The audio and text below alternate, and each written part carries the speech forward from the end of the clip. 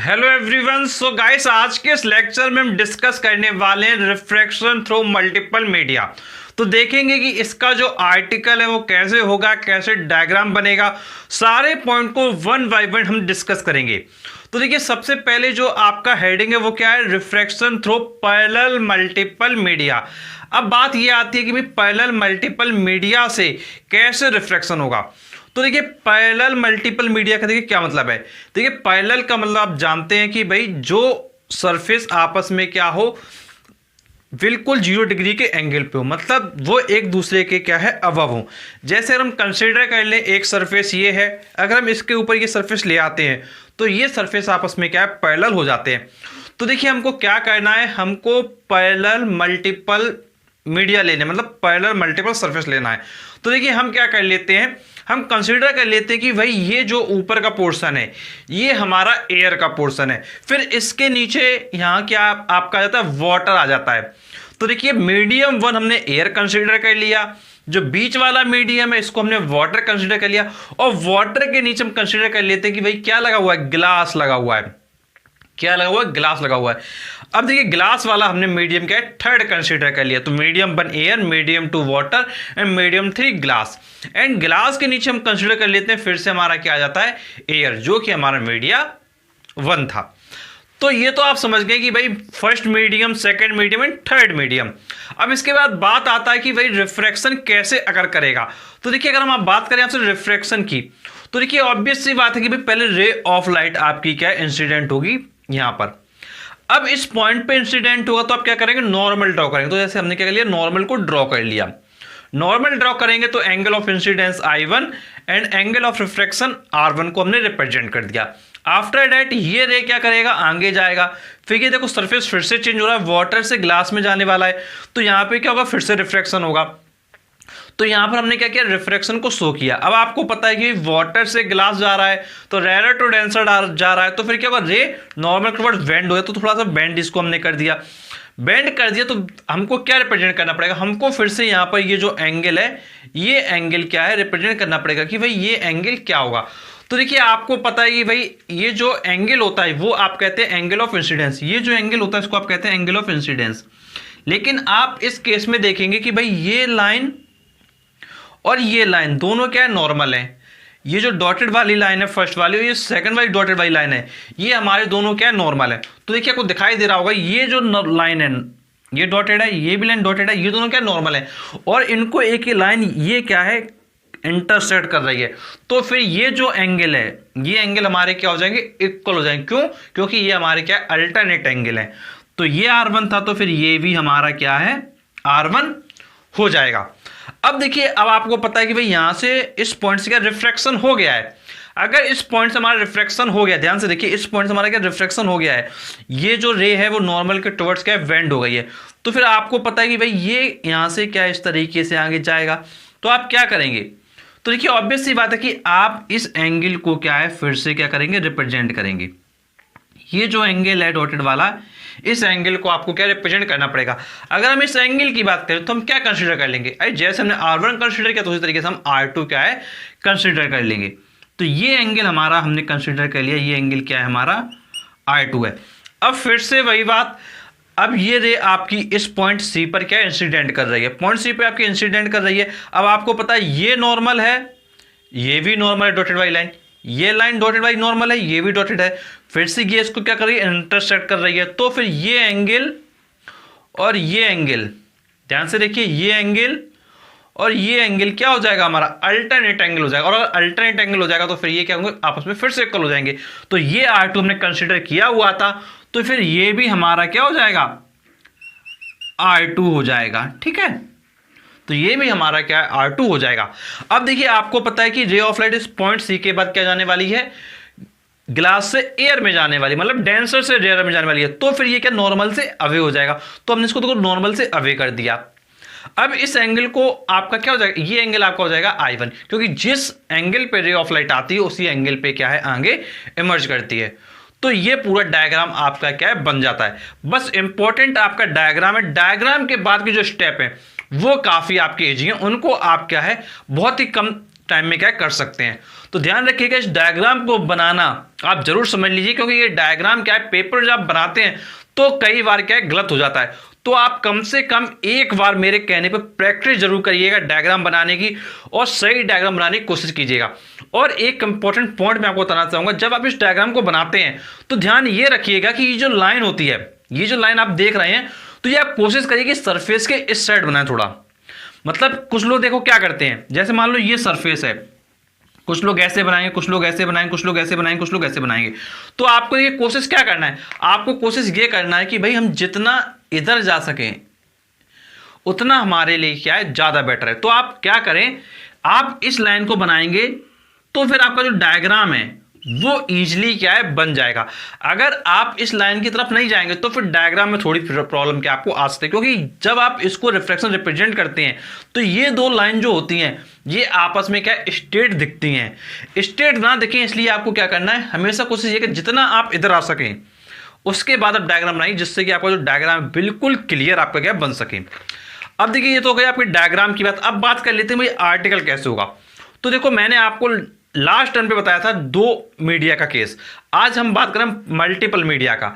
अब देखो आपको पता है कि भाई मीडियम 1 से मीडियम 2 में रे ऑफ लाइट जा रही है, एयर से वाटर में जा रही है, मतलब मीडियम 1 से मीडियम 2 में जा रही है। देखो यहाँ पे मीडियम 1 से मीडियम 2 में जा रही है। अगर रे ऑफ लाइट मीडियम 1 से मीडियम 2 में जा रही है तो फिर क्या होगा, स्नेल लॉ लगा दीजिए, 1 and 2 इक्वल, स्नेल लॉ आप लगा दीजिए। देखिए क्या होगा, 1 and 2 equal sign I1 upon sign R1। तो देखो हमने ये टर्म क्या यहां पे लिखा है, 1 and 2 equal sign I1 upon sign R1। आप देखिए ध्यान से अच्छे से देखिए, 1 मीडियम से सेकंड मीडियम में गई तो हमारा क्या होगा 1 and 2, तो 1 and 2 इक्वल होगा sign I1 upon sign R1। ठीक है, तो 1 and 2 equal sign I1 upon sign R1। फिर क्या हो रहा है, मीडियम 2 से मीडियम 3 में रे ऑफ लाइट जा रही है। अब देखिए रे ऑफ लाइट आपकी मीडियम 2 से मीडियम 3 में जा रही है। जब रे ऑफ लाइट आपकी मीडियम 2 से मीडियम 3 में जा रही है तो फिर क्या होगा 2 and 3 equal sign R1 upon sign R2। तो देखिए वही लिखा है 2 and 3 equal sign R1 upon sign R2। ध्यान रखेंगे 2 से 3 ये एंगल R1 ये एंगल R2, तो 2 and 3 equal sign R1 upon sign R2। तो ये टर्म ने लिख दिया 2 and 3 equal sign R1 upon sign R2। अब इसके बाद देखिए 3 से 1 में जा रही है, 3 से 1 में जा रही है तो क्या होगा 3 and 1 equal sign I2 upon sign I1। तो देखिए 3 and 1 equal sign I2 upon sign I1। बस ये जो 3 इक्वेशंस है हमारी, ये आपको राइट करना जाना चाहिए। अगर ये डायग्राम से आपने राइट कर लिया फिर कुछ नहीं करना, फिर तो आपके मैथमेटिकल स्टेप बचते हैं, उनको आप बहुत ही आसानी से क्या कर सकते हैं। अब आपको देखिए क्या करना है, अब आपको ये जो 3 इक्वेशन है इनका आपस में मल्टीप्लाई कर देना है। तो जब हम इनका मल्टीप्लाई करेंगे तो 1 and 2, 2 and 3, 3 and 1, ये तीनों स्टेप आ गए आपके equal sign I1 upon sign R1 ये आ गया, sign R1 upon sign I2 ये आ गया आपका, और sign I2 upon sign I1 ये आ गया आपका। तो फिर ये देखो क्या हो जाएगा, आपको ध्यान से देखो ये टर्म आपके क्या है कट जाएंगे। देखिए ध्यान से ये वाला जो टर्म है ये आपके इस टर्म से कट जाएगा। ठीक है, और आपको मैं बताता हूं, देखिए ध्यान से देखिए ये टर्म जो है आपका इस वाले टर्म से कट जाएगा, और ये वाला जो टर्म है साइन I2 वाला इस टर्म से कट जाएगा, और ये जो टर्म है साइन R1 इस साइन R1 से कट जाएगा। ये आपस में सारे कट जाएंगे तो फिर क्या बचेगा 1 बचेगा। तो आप क्या कर देंगे, लिख देंगे आगे 1।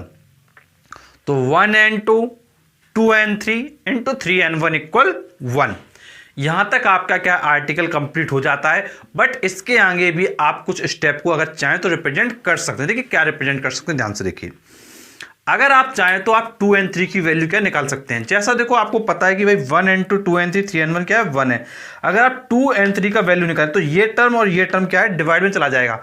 जब आप 2 and 3 निकालेंगे तो ये टर्म और ये टर्म क्या डिवाइड में चला जाएगा। तो देखिए 2 and 3 हमने लिखा है 1 अपॉन 1 and 2 इंटू 3 and 1। ठीक है, ये टर्म आपकी क्या है डिवाइड में आ गई। अब देखो आपको क्या करना है, 2 and 3 अपनी जगह लिखना है, 1 and 2 अपनी जगह लिखना है, लेकिन ये जो 3 and 1 है इसको अगर आप ऊपर लेके जाएंगे तो क्या हो जाएगा 1 and 3 हो जाएगा। तो 1 and 3 आपका हो गया। तो फाइनली जो टर्म आपका आ गया 2 and 3 आपका हो जाएगा 1 and 3 अपॉन 1 and 2।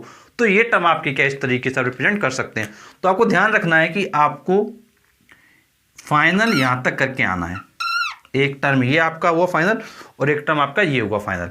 तो इस तरीके से जो आपका आर्टिकल है वो आपका क्या कंप्लीट हो जाता है। अब देखिए अगर हम इसका यूज करें फॉर एग्जाम्पल, अगर हम कंसिडर करें कोई इसका एग्जाम्पल ले लेते हैं तो वो कैसे हम लोग रिप्रेजेंट कर सकते हैं।